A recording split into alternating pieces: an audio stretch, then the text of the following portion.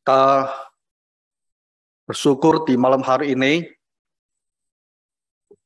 meskipun cuaca tidak baik, hujan, dan sangat menghalangi, terutama membuat kita kebanyakan orang malas untuk bergerak, ya malas keluar rumah. Tapi kita bersyukur, saudara-saudara sekalian, yang bisa hadir dan mendengarkan firman yang mau kita sampaikan ini. Tadi kita telah membaca beberapa ayat firman Tuhan. Itu adalah perkataan dari Sang Mesias, Sang Juru Selamat, Tuhan Yesus sendiri. Dan dia berkata, ia membuka pikiran mereka, sehingga mereka mengerti kitab suci. Dan kita mulai dengan membicarakan istilah kitab suci ini. Bapak Ibu saudara sekalian, di dalam sejarah dunia kita yang sudah berlangsung sejumlah tahun, sesungguhnya dari awal Tuhan Allah yang menciptakan kita. Jadi dalam hati kita itu senantiasa ada kesadaran bahwa Tuhan itu, dia itu hidup. Mungkin kita tidak mengenal, mempunyai pengetahuan yang jelas siapa Tuhan ini. Saya berbicara pada kita yang barangkali belum percaya pada Tuhan Yesus. Tapi dalam hati kecil kita ada satu keyakinan bahwa ada Tuhan yang lebih besar dari kita, yang ada di atas, yang hidup. Nah, Tuhan Allah ini, Sang Pencipta ini, sesungguhnya sebenar-benarnya, walaupun dia adalah roh yang tidak kelihatan, tapi untuk waktu yang sudah sangat lama, dia berbicara kepada kita manusia, ya melalui para nabi. Jadi di dalam kitab suci, apa yang telah disampaikan oleh para nabi ini dikumpulkan. Nah, kita sebut itu sebagai kitab suci. Dan kitab suci itu sendiri mengatakan bahwa setelah pada zaman dahulu, Allah berulang kali dalam berbagai cara berbicara kepada nenek moyang kita dengan perantaraan nabi-nabi. Nah, ini adalah tulisan kepada orang-orang Israel, orang Yahudi. Dikatakan bahwa sejak dahulu Tuhan Allah telah berbicara kepada orang-orang Israel ini, kepada nenek moyang mereka, itu melalui nabi-nabi. Jadi yang mau saya sampaikan kepada Bapak Ibu adalah demikian. Kita ini pada dasarnya ya, kita semua sama. Kita sebenarnya ada manusia yang sangat sederhana. Dan lingkup kehidupan kita pun terbatas. Ya. Kita hanya hidup sejauh ini hanya berapa tahun? Mudah-mudi belasan tahun, 20-an tahun paling. Dan sebagian kita mungkin sudah hidup beberapa puluh tahun. Mungkin ada yang sudah 60-70 tahun. Itu saja jangkauan pengalaman hidup kita. Sangat terbatas. Hal-hal yang kita lihat dari dunia ini pun terbatas sekali. Hal-hal yang kita ketahui dari dunia ini pun terbatas sekali. Kalaupun kita pernah sekolah, pernah kuliah, sebetulnya pengetahuan kita pun terbatas sekali. Banyak hal kita tidak tahu. Nah, karena betapa sempitnya pergaulan, pengalaman, dan pengetahuan kita, jadi kita tidak tahu bahwa Di luar dari yang kita ketahui sebetulnya ada Allah yang telah pernah berbicara kepada umat manusia melalui para nabinya. Sejauh yang bisa kita telusuri dari kitab suci ini, ya kitab suci itu mulai diberikan dan ditulis ya, itu di tahun sekitar 1500 sebelum Masehi. Ya, kepada Nabi Musa. Jadi sampai sekarang itu udah sekitar 3.500 tahun. Nah, kita ini hidup dalam satu masa yang sangat pendek, ya beberapa puluh tahun saja. Tapi 3.500 tahun sebelumnya, sejauh yang bisa kita ketahui, Tuhan Allah telah berbicara kepada umat manusia. Kepada mereka hidup pada masa ribuan tahun yang lalu itu. Tuhan telah berbicara kepada manusia.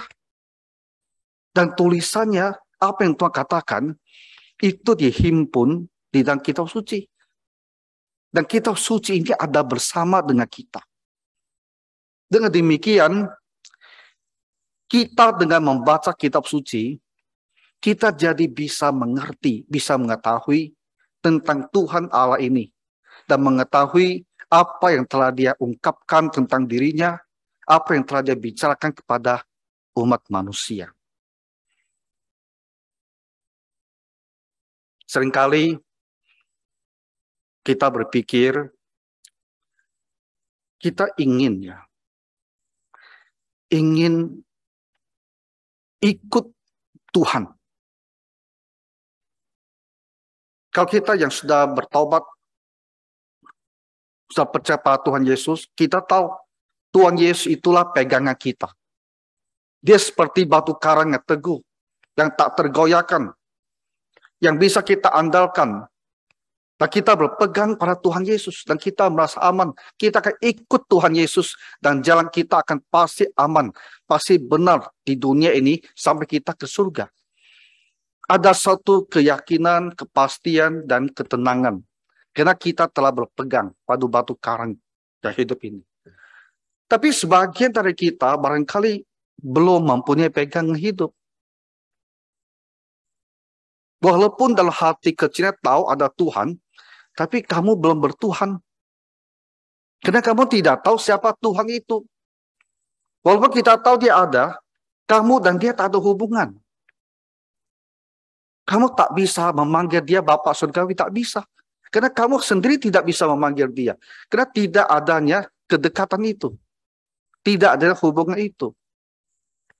Tuhan itu hanya sesuatu yang kita pikir Dia itu berkuasa sekali.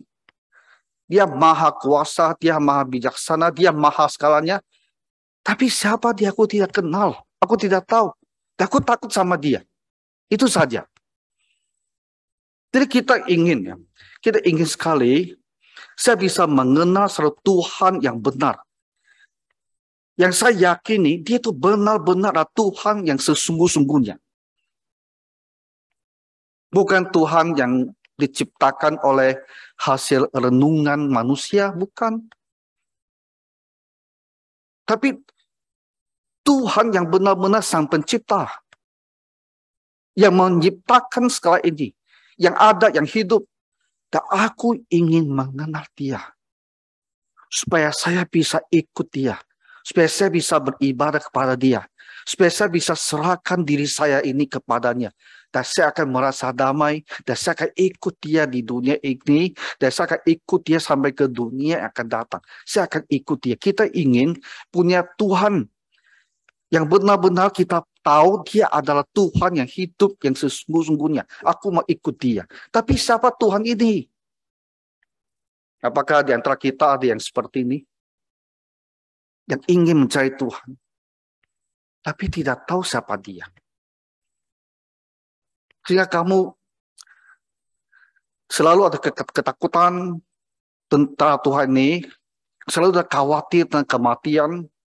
Nanti kalau mati, saya mau apa yang terjadi pada saya? Bagaimana dengan saya? Lalu dalam hidup ini pun tak ada Tuhan yang menyertai saya. Tak ada, saya hanya sendirian.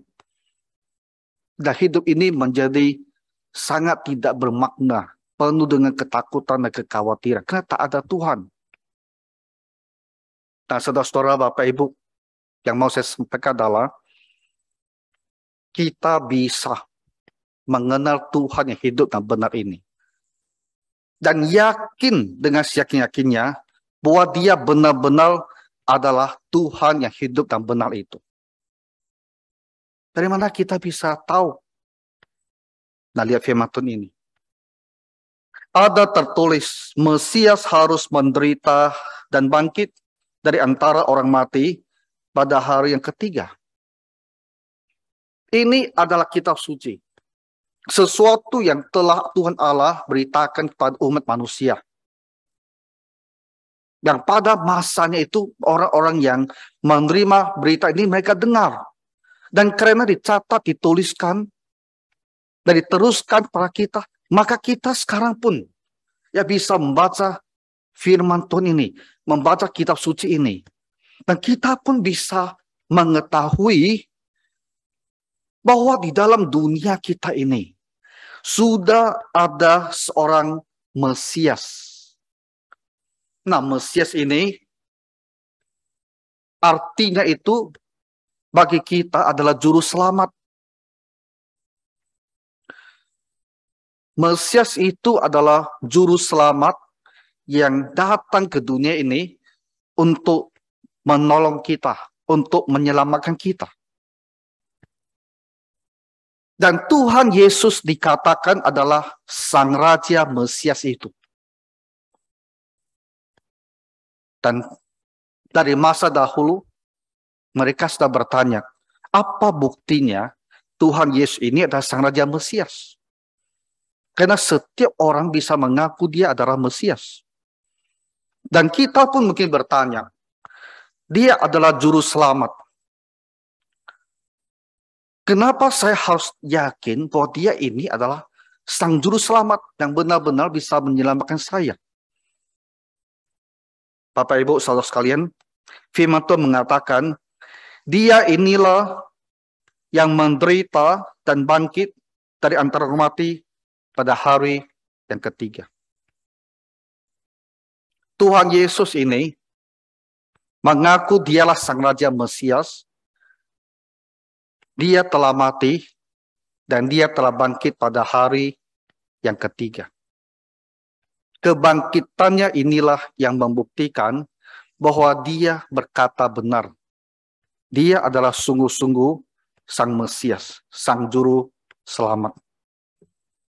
Saya berikan saudara-saudara satu kesaksian saya sendiri. Saya lahir keluarga waktu itu bukan keluarga Kristen. Orang Tionghoa. Kebanyakan kita ikut ke kelenteng, penyembahan berhala, kita ikut menyembah leluhur ke kuburan. Itu kita lakukan tuh, saya lakukan sejak kecil. Ya, ke kelenteng biasa, ikut mama saya yang main-main di vihara itu.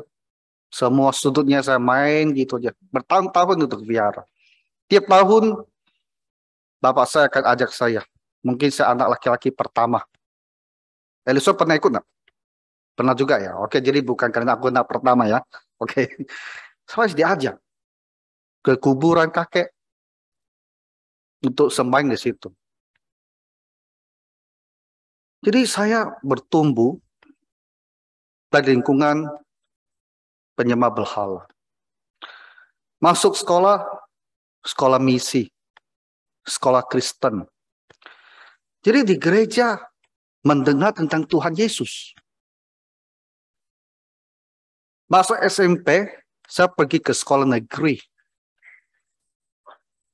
Dan di situ semuanya Islam. Saya hampir juga masuk Islam. Karena waktu saya SMP kelas 2, ada satu guru saya. Dia bilang, mereka punya istilah ini aku lupa. Maksudnya adalah kamu sepertinya sudah waktunya sudah sampai untuk masuk, dia bilang. Dia bilang sama saya seperti itu. Karena waktu itu saya ada satu pertanyaan sama dia. lingkungan Islam ternyata juga punya pengaruh efeknya kepada saya. Karena sekolah di sana, berteman dengan mereka. Jadi saya bertumbuh besar dengan 3 agama. Jadi saya bertanya, yang mana yang benar? Ya, mana benar? Seringkali saya duduk merenung sendiri. Yang mana yang benar? Supaya saya bisa jadi pegangan saya gitu loh. Saya mau satu, mau tahu satu yang mau tahu yang benar.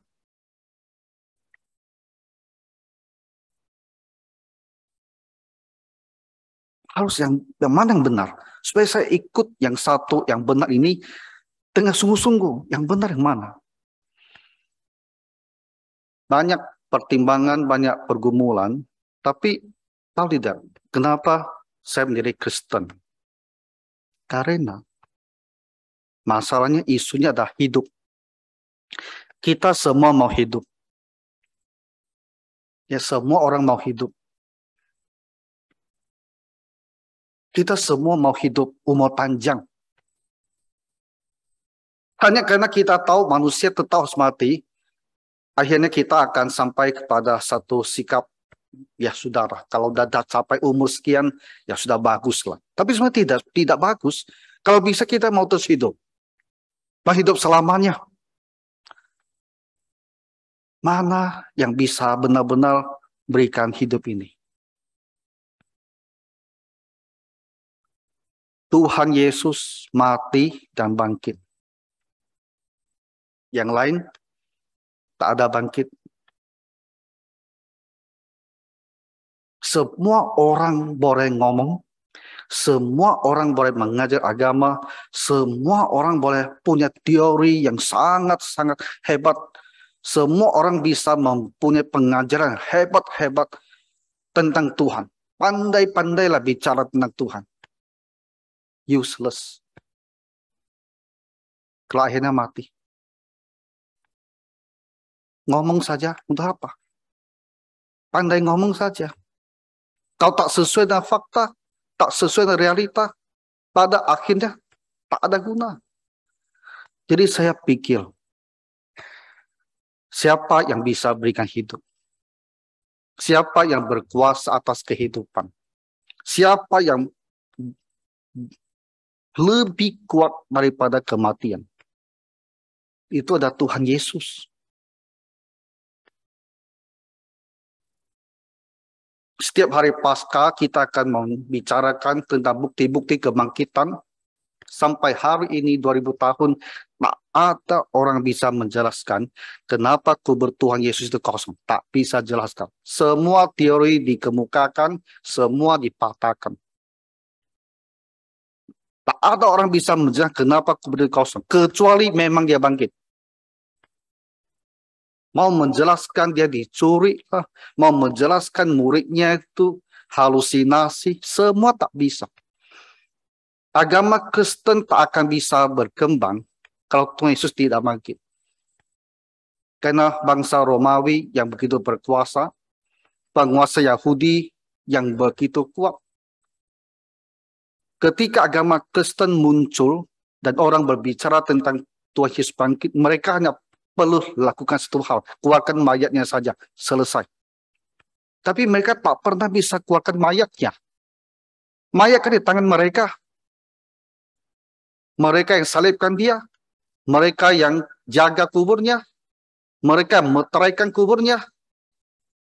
Lalu kenapa mayatnya hilang? Tak ada bisa penjelasan. Satu-satu penjelasan yang logis, yang koheren, yang bisa sambung menyambung dengan semua fakta, itu hanya satu, dia bangkit. Saya merenungkan baik-baik, sampai saya ke sekolah teologi pun, saya ulas kembali fakta-fakta kebangkitannya. Memang dia bangkit. Karena kalau tak ada bangkit, kenapa bisa kosong kubur itu? Kamu pergi tanya sama semua orang, jelaskan kenapa kuburnya kosong. Tak ada bisa jelaskan. Banyak teori. Tapi semua teori itu berlobang-lobang. Dia kuatkan teorinya, kita tanya, udah tak bisa jawab. Dia bangkit. Karena saya yakin dia benar-benar bangkit. Sesuai dengan apa yang ditulis itu. Maka dialah satu-satunya yang lebih berkuasa daripada kematian. Sudah mati bangkit. Dan dia berjanji, orang yang percaya padanya akan dia bangkitkan pada akhir zaman. Akan dia berikan hidup yang kekal. Kepada siapa saya mau ikut? Terserah. Yang lain mau ngomong sampai bagaimana. Mau berteori sebindah apapun. Tak ada gunanya. Kalau pada akhirnya kamu mati dan saya juga mati. Tapi Yesus bangkit.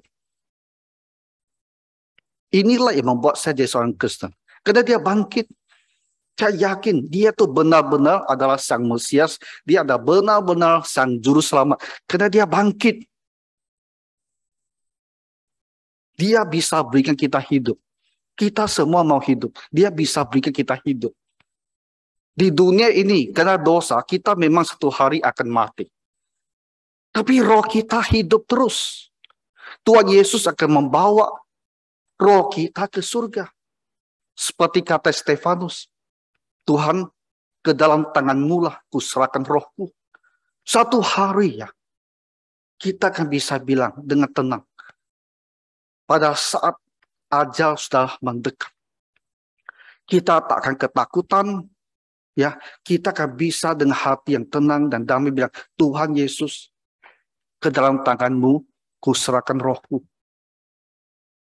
Dan roh kita ini juga akan disambut oleh Tuhan ke surga. Dan pada hari dunia ini akhir zaman, Tuhan Yesus datang kembali ke dunia ini. Kita akan dibangkitkan kembali dengan tubuh yang baru.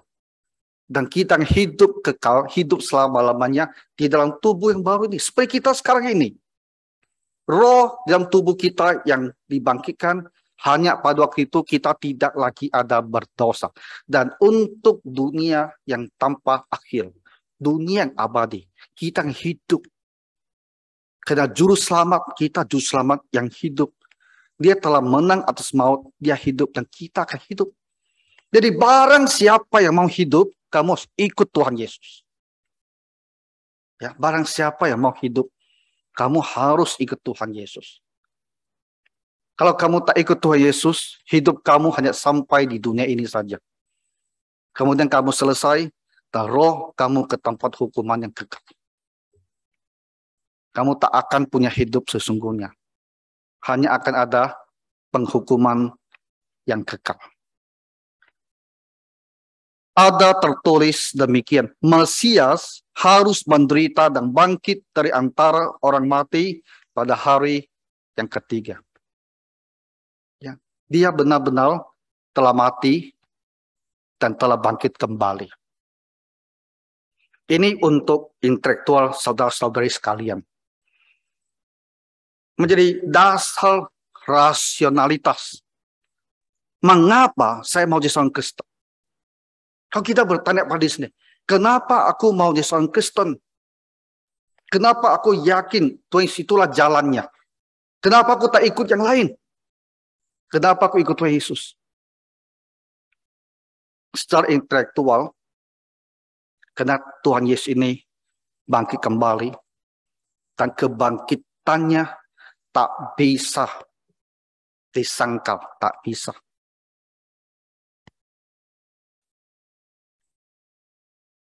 Kebangkitannya itu tak bisa disangkal oleh siapapun juga. Itu telah menjadi sebuah fakta sejarah.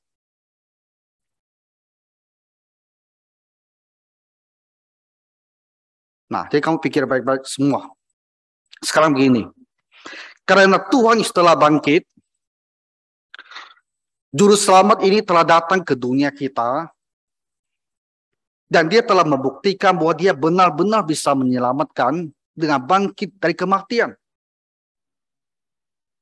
Maka sang juru selamat ingin supaya berita ini disampaikan kepada semua orang. Di segala tempat. Ke segala zaman. Ke setiap keturunan yang datang, yang lahir. Mereka juga mendengar berita ini. supaya mereka juga bisa percaya. Jadi dikatakan dalam namanya, berita tentang pertobatan dan pengampunan dosa harus disampaikan kepada segala bangsa. Kebangkitan Tuhan Yesus ini membuktikan dia adalah Sang Juru Selamat. Dia yang benar-benar bisa menyelamatkan. Jadi kita harus bersikap bagaimana? Bagaimana respon kita kepada Juru Selamat ini?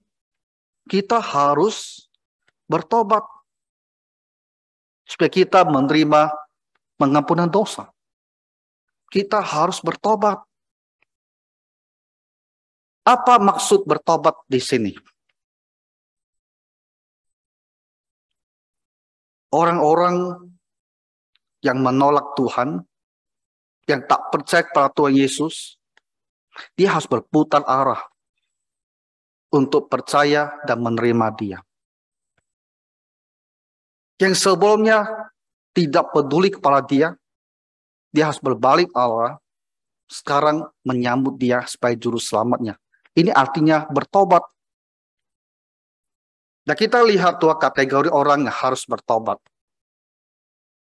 Pertama adalah kita yang masih menyembah berhala.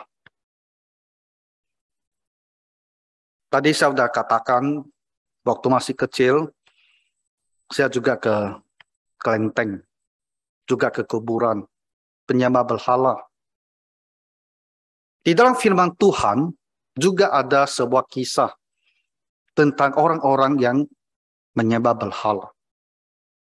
Dan kita lihat bagaimana Tuhan berkata-kata tentang kita. Tuhan berbicara pada kita penuh dengan simpatik.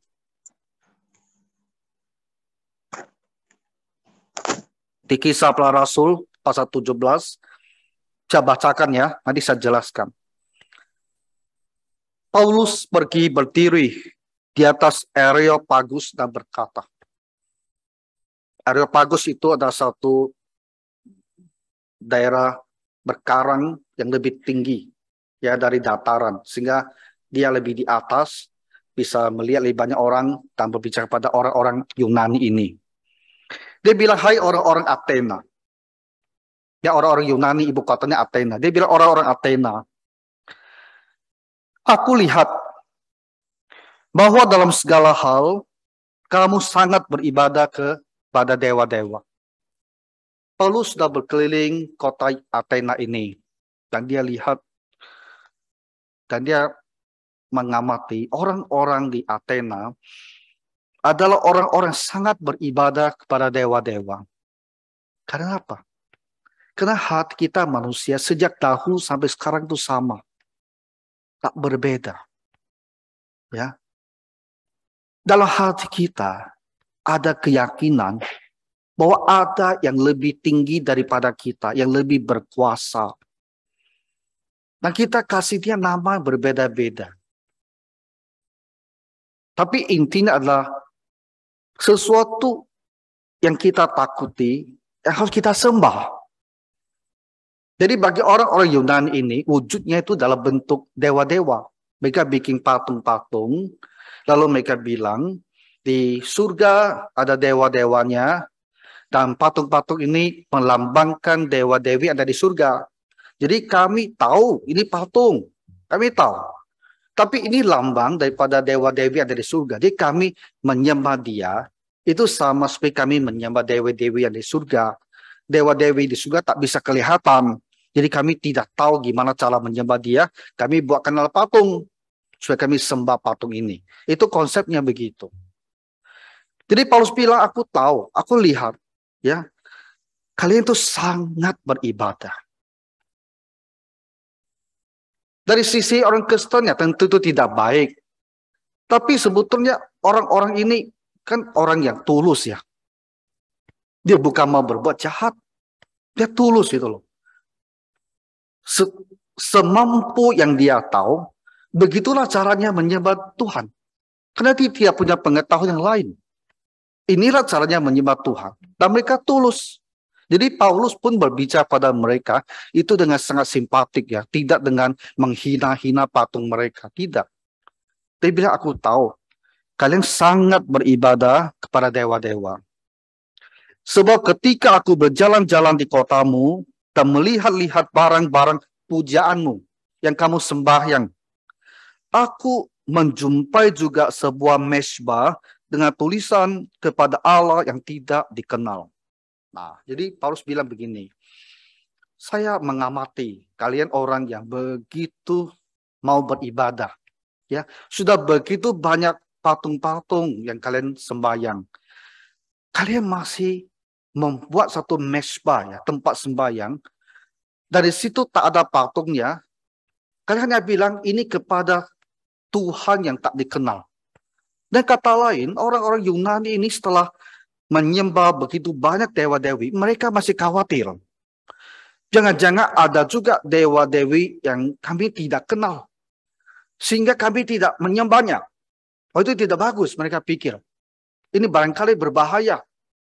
Jadi supaya jangan sampai ada yang tak disembah, buatlah satu mesbah untuk Allah yang tak dikenal. Jadi yang satu ini harus bersifat komprehensif. Mewakililah. Yang mana lagi kalau memang ada yang masih kami tidak kenal dan tak disembah. Jadi mereka punya hati ingin menyembah semuanya. Dan Rasul Paulus bilang, ya, ketulusan kalian mau menyembah, ini bisalah kita hargai. Tetapi apa? Apa yang kamu sembah tanpa mengenalnya, itulah yang kuberitakan kepada kamu. Jadi maksudnya begini, karena orang-orang ini tahu di surga ada Tuhan, hanya dalam pemikiran mereka itu Tuhannya ya dalam bentuk-bentuk dewa-dewi ini. Jadi Rasul Paulus bilang, kamu mau menyembah Allah ini, tapi kalian wujudkan dengan menyembah dewa-dewi ini. Saya sekarang mau kasih kamu tahu, Allah yang kalian mau sembah ini sebenarnya siapa? Saya mau kasih tahu, dia sebenarnya siapa? Dan cara menyembah dia bukan dengan membuat patung ini, bukan dengan menyembah mereka sebagai dewa-dewi, bukan seperti itu. Kita harus menyembah kepada dia yang menciptakan segalanya ini. Tanpa mediasi atau tanpa perantara semua dewa-dewi ini. Ini adalah cara yang salah. Kalian mau menyembah kan? Mau menyembah Tuhan yang hidup itu kan? Sekarang saya kasih tahu siapa dia. Dan bagaimana cara menyembah dia. Jangan dengan menyembah patung-patung ini.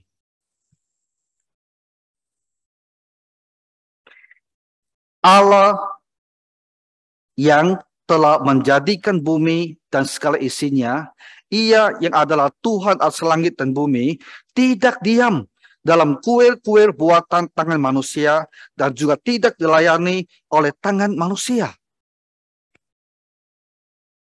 Jadi dia membuka pikiran mereka bahwa Tuhan yang benar ini, Sang Pencipta ini, dia tidak boleh disembah dengan cara menciptakan patung-patung untuk mewakili dia.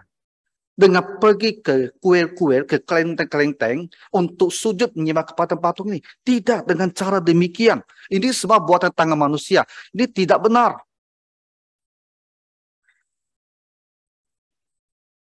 Karena dialah Allah lah yang memberikan hidup dan nafas dan segala sesuatu kepada semua orang.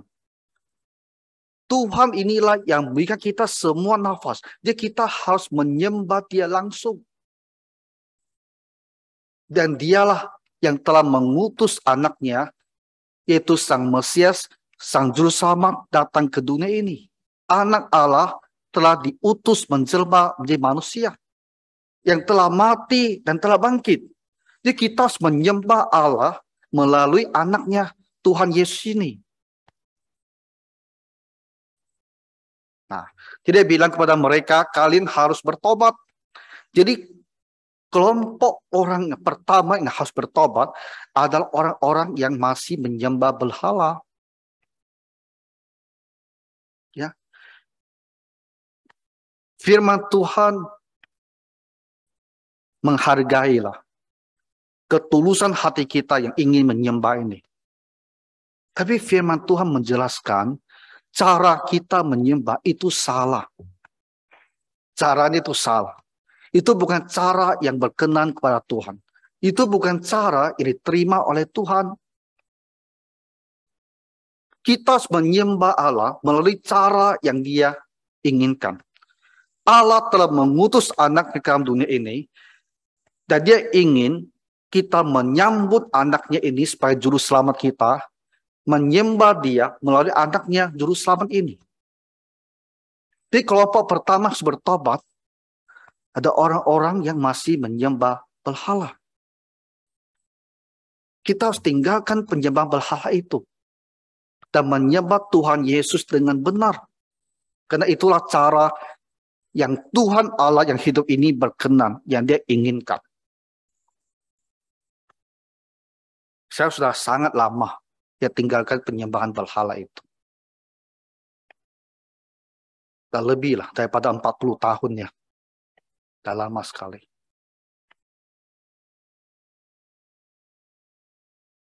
Jadi kita tidak mau berbicara dan merendahkan orang-orang yang masih ke kelenteng beribadah. Kita tidak mau. Walaupun kita tahu itu salah. Karena kita sadar banyak yang ke sana, mungkin bukan semua, banyak ke sana hatinya tulus kan. Dia ingin menyembah. Tapi cara penyembahan itu yang salah. Jadi seperti Rasul Paulus, kita kasih tahu. Kamu mau menyembah. Dan kita kasih tahu cara menyembah yang benar. Yaitu dengan menyambut anaknya, Tuhan Yesus, Juru Selamat yang telah diutus ke dunia ini. Dengan cara bertobat. Percaya bahwa Yesus ini adalah Juru Selamat. Dan meminta Tuhan menyelamatkan kita. Menerima Dia sebagai Juru Selamat kita. Inilah cara kita menyembah Allah yang benar. Jadi bagi jemaat sekalian, kalau di rumah kita masih ada yang sembayangan ya, nah kamu harus mengerti. Tak usah kamu menghina-hina di rumah. Ya tak usah. Jangan buat seperti itu. Karena mereka hanya akan marah kalau kita berbicara menghina. Tapi kita kasih tahu. Ya. Ikuti cara Rasul Paulus. Kita mau kasih tunjuk Allah yang mau disembah ini, bagaimana cara menyembahnya dengan benar. Nah, ini kelompok pertama yang harus bertobat. Ya, kalau kita masih menyembah berhala, kita segera tinggalkan ini. Karena ini adalah cara yang salah. Ia akan mendatangkan kepada kita penghukuman dan kebinasan yang kekal. Karena Tuhan paling tidak berkenan, dirinya adalah Sang Pencipta yang Maha Kuasa. Kita turunkan Dia kita turunkan derajat sedemikian rupa sampai Dia menjadi sebuah patung. Kita sembahyang dan kita bilang ini adalah Tuhan. Tuhan itu paling marah, Bapak Ibu. Kau ingat hukum yang kedua? Hukum yang kedua, jangan ada padamu patung. Dan kamu sujud menyembah kepadanya. Jangan ada padamu. Ya, jangan membuat bagimu patung. Dan sujud menyembah kepadanya. Nah, siapa lagi yang harus bertobat? Ini untuk kita. Yang sering datang dan sudah datang ke gereja. Ada satu istilah namanya ateis praktis. Pernah dengar tidak? Ateis praktis. Kalau ateis kita pasti dengar. Ateis kan orang bilang tak ada Tuhan. Nah, terus siapa ateis praktis ini? Ateis praktis adalah orang yang mengaku bahwa dia beragama, dan bagi kita berarti kita yang mengaku bahwa kita ini beragama Kristen, tetapi di dalam hidup kita sehari-hari, hidup kita sehari-hari kita seperti orang yang tak beragama. Kita seperti bukan orang Kristen. Kita seperti tidak mengenal Tuhan. Kamu itu adalah ateis praktis. Di mulut bilang aku nih Kristen. Tapi kamu malas sekali beribadah. Ya, malas sekali. Di rumah tak pernah beribadah. Mau gereja hari Minggu pun malas sekali. Harus diajak-ajak, ditarik-tarik, didorong-dorong. Dan karena kita tak temukan alasan, hari tidak hujan, aku tak sakit perut. Tak ada alasan. Barulah kita menarik-narik diri, terpaksa datang ke gereja. Tapi di gereja pun kita tak senang. Kita hanya duduk. Ya, puji Tuhan lah, sudah selesai kebaktian. Kita pun pergi. Lalu dari Senin sampai hari Sabtu, kita tak pernah ingat Tuhan. Kita buat apa yang kita mau buat. Dosa apapun kita tak peduli, kita langgar saja peraturan Tuhan. Tapi kita bilang, aku ini orang Kristen. Kamu adalah ateis praktis dan harus bertobat. Jadi kalau hidup kita seperti ini, kita harus memeriksa diri. Saya ini benar-benar orang Kristen atau bukan ini? Karena gaya saya, cara hidup saya ini betul-betul seperti orang, sama dengan orang yang tidak percaya. Sama dengan non-Kristen. Mungkin juga kamu belum pernah bertobat, belum pernah sungguh-sungguh percaya. Nah, makanya saya bilang, kategori kedua, ateis praktis ini harus bertobat. Karena kalau kita sudah dalam hati meyakini, tahu dengan jelas bahwa Yesus ini telah bangkit kembali. Dialah Sang Juru Selamat dunia ini. Dialah Tuhan yang bisa menyertai saya di dunia ini sampai ke dunia akan datang. Masakan kita tak ingin ikut dia? Masakan tidak ada rasa kasih dan hormat kepada dia? Masakan kosong. Nah, jadi kalau kita seperti ini, kita merasa diri kita seperti ateis praktis, kamu harus bertobat.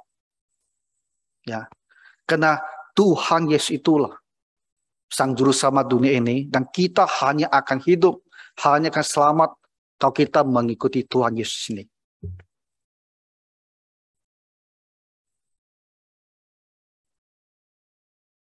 Dalam namanya, berita tentang pertobatan dan pengampunan dosa harus disampaikan kepada segala bangsa. Jadi kita semua dipanggil untuk bertobat. Yang masih menyembah berhala, yang sepertinya ateis praktis, kita dipanggil untuk bertobat. Supaya apa? Supaya ada pengampunan dosa. Supaya Tuhan hapuskan segala dosa kesalahan kita. Ia telah memikul dosa kita di dalam tubuhnya di atas kayu salib. Supaya kita yang telah mati terhadap dosa, hidup untuk kebenaran. Dia telah mati untuk dosa kita. Supaya kita bisa hidup. Hidup dalam kebenaran. Hidup dalam cara yang benar, yang berkenan kepada Tuhan. Kita bisa diampuni.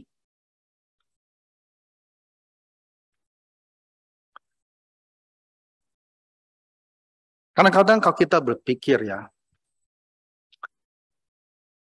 kenapa ya kita ini bisa ada di gereja gitu? Ada begitu banyak orang di Pulau Batam, banyak orang tak pernah ke gereja dan tak mau pergi ke gereja juga. Dan kita ada di gereja dan mendengarkan Injil seperti ini.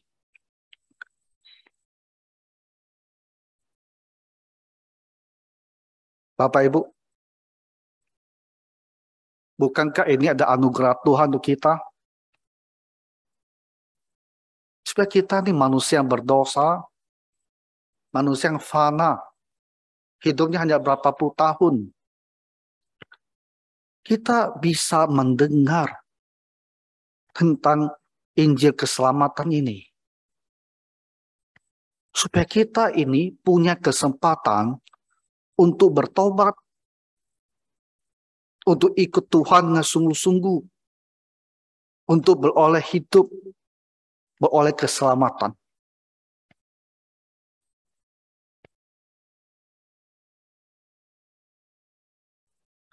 Tuhan Yesus berkata kepada kita semua, kalau kita telah mendengarkan firman-Nya, maka kita mau minta Tuhan Yesus untuk mengampuni kita. Di Wahyu, Tuhan Yesus berkata, ini kalimat penutupnya ya untuk kalian. Aku berdiri di muka pintu dan mengetuk. Jikalau ada orang yang mendengar suaraku dan membukakan pintu, aku akan masuk mendapatkannya. Dan aku akan makan bersama-sama dengan dia, dan ia bersama-sama dengan aku. Makan bersama artinya apa? Ada persekutuan. Ada hubungan yang baik. Tuhan Yesus mengatakan dia mengetuk di pintu hati kita. Barang siapa saja tanpa terkecuali yang bilang, Tuhan Yesus, aku mau diampuni, aku mau mohon diselamatkan, aku mau buka pintu hati, maka Tuhan Yesus akan masuk dan dia akan menjadi Tuhan kamu, juru selamat kamu sekarang sampai selama-lamanya. Kamu telah menemukan satu pegangan yang kokoh, pegangan yang pasti. Jalan hidup kamu sudah benar. Ikut Tuhan Yesus, tak salah lagi. Sudah benar. Itulah jalan yang akan membawa kamu ke surga. Jalannya telah benar. Jadi apakah kita mau buka hati dan sambut Tuhan Yesus supaya kita benar-benar diselamatkan. Ya, jadi mari kita sama-sama berdoa.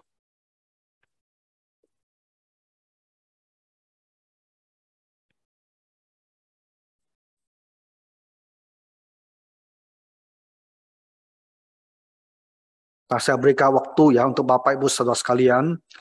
Kalau kamu mau buka hati, terima Tuhan Yesus, kamu berdoa sekarang kepada Tuhan Yesus dalam hati. Minta Tuhan Yesus mengampuni dosa kamu, masuk dalam hati kamu, dan jadi juru selamat kamu.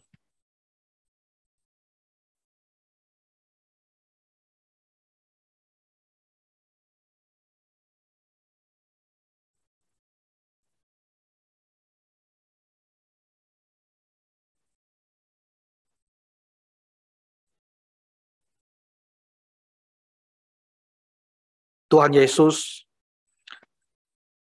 kalau ada yang berseru kepadamu di saat ini, maka dengarkanlah mereka ya Tuhan, dan masuklah ke dalam hati mereka, dan tinggal dalam diri mereka, mulai dari saat ini sampai selamanya.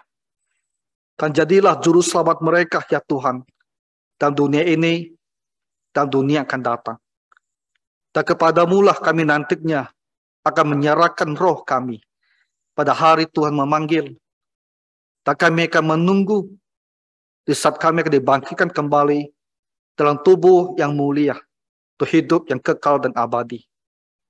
Tuhan Yesus, kami berdoa untuk semua anggota keluarga kami, supaya mereka juga suatu hari bisa bertobat dan diselamatkan. Dalam nama Tuhan Yesus Kristus kami berdoa. Amin.